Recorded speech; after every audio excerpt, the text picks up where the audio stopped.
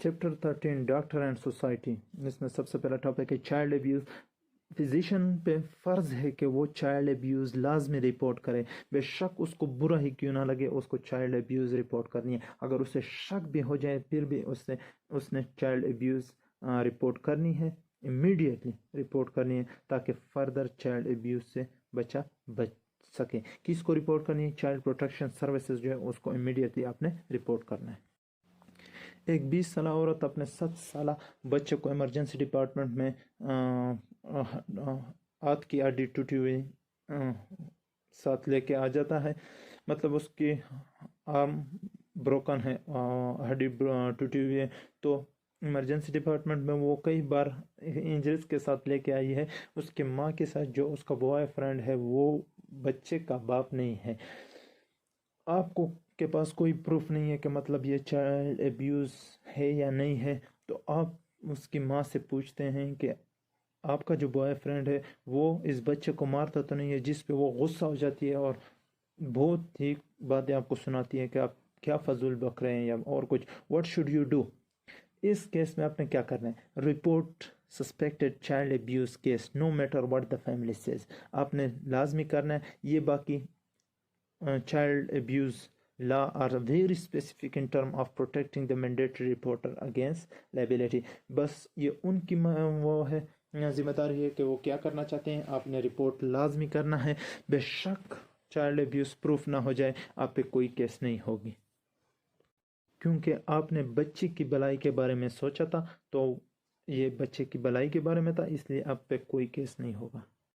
Similarly elder abuse بھی ہے، تو وہ بھی آپ نے ایڈلٹ پروٹیکٹیو سروسز کو وہ کرنی ہے، رپورٹ کرنی ہے. اگر آپ کو شک ہو گیا کہ مطلب اس ایلڈر بندے کے ساتھ گھر میں ابیوز ہوا ہے، تو وہ چائلڈ کے بدلے میں یہاں پہ تھوڑی سی ڈفرینس یہ ہے کہ یہ بچہ کمپیٹنٹ ہے اور وہ ڈر رہا ہے کہ اگر میں نے کچھ بتا دیا تو گھر میں پھر وہ مجھے ماریں گے، تو اس وجہ سے وہ آپ کو اجازت نہیں دیتا یا آپ کو نہیں بتا رہا چائلڈ وہ ایلڈر ابیوز کے بارے میں. تو اس کیس میں بھی آپ کو شک ہو گیا تو آپ نے رپورٹ لازمی کرنی ہے ایڈلٹ پروٹیکٹیو سروسز کو، کیونکہ یہ آپ کے بچے کی حفاظت کے بارے میں کر رہے ہیں. تو آپ نے لازمی رپورٹ کرنا ہے. نہ یہاں پہ بچے کے بارے میں کی بات سنی ہے، نہ فیملی کی بات سنی. یہاں پہ آپ نے کانفیڈینشیلٹی بریچ کرنی ہے.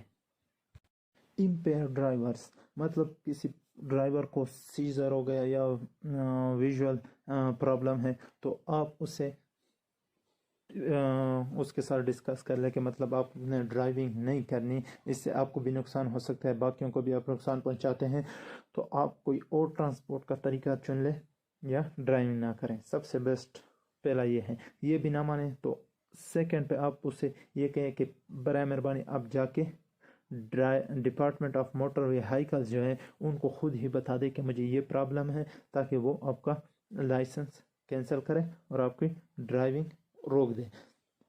ڈاکٹر پہ کوئی فرض نہیں کہ آپ نے direct department of motor vehicle کو رپورٹ کر دی ہے. ڈفرینٹ کنٹری میں ڈفرینٹ رولز ہیں. تو یہاں پہ کنارڈ فشر نے اس بات پہ زور نہیں دیا ہے کہ مطلب ڈاکٹر کے لیے ضروری ہے کہ وہ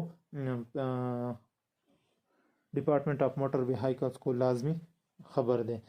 تو یہاں پہ You are attending physician of a patient admitted to the hospital with first time seizure. اس کا سی ٹی اور ای جی نارمل ہے، آپ نے کوئی اینٹی سیزر میڈیکیشن جاری نہیں کی ہے، وہ پیشنٹ ریگولرلی ڈرائیونگ کر رہا ہے. What should do concerning the patient ability to drive؟ اس صورت میں mandatory self-reporting of seizure is required in all 50 states. If there is an answer that says encourage refraining from driving or counsel an alternate form of transportation، سب سے best answer یہ بھی نہیں ہے تو آپ اس کو پیشنٹ کو ریکمینڈ کر سکتے ہیں. Recommend the patient inform the department of motor vehicle is the best choice.